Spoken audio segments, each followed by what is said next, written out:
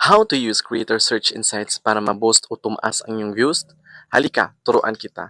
Hi, it's me, Kasari. Kung ikaw ay nahihirapan kung paano gamitin ang Creator Search Insights para tumaas ang views ng mga videos mo, but this technique is based on my experience.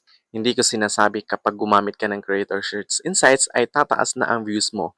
Nakadepende pa rin yan sa quality ng video. Disclaimer lang ha, kahit ako mismo nahihirapan itaas ang mga views ko, but wala namang masama kung gamitin natin ang Creator Search Insights kasi mas yun ang gusto ni TikTok. So let's start on how to use Creator Search Insights. So first, pumunta ka sa profile mo, then click home na nasa gilid. After, mapupunta ka sa For You page, then click sign, search sa taas, click mo yan at lalabas ang search bar. Pagkatapos, i-type mo ang Creator Search Insight na words at may lalabas dyan. Kung nakikita mo na may sign na blue, i-click mo ang view.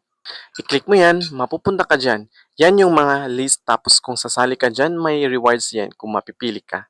Then, ang goal natin dito is Creator Search Insights. I-click mo yung creator na blue at lalabas dyan ang mga trending search or yan yung mga sinesearch ng mga tao. Yan yung mga trending searches. So, kung may napipili kang searches na pasok sa products mo, just click the video, red sign, and mapupunta ka sa mismong gallery.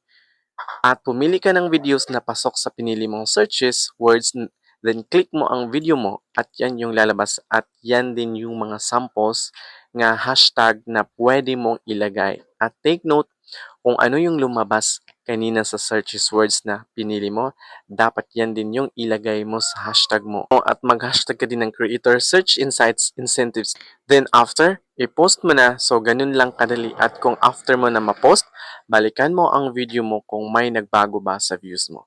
So, ayun lang. Sana these tips ay nakatulong sa inyo. Gaya na ng sinabi ko, kung ano yung alam ko dito sa TikTok, ay isi-share ko yan sa inyo. Kung nagustuhan mo ang video na ito, paki-like, comment, share, and copy link, and paki-add to favorites na din. Salamat! Hanggang sa susunod na mga tips.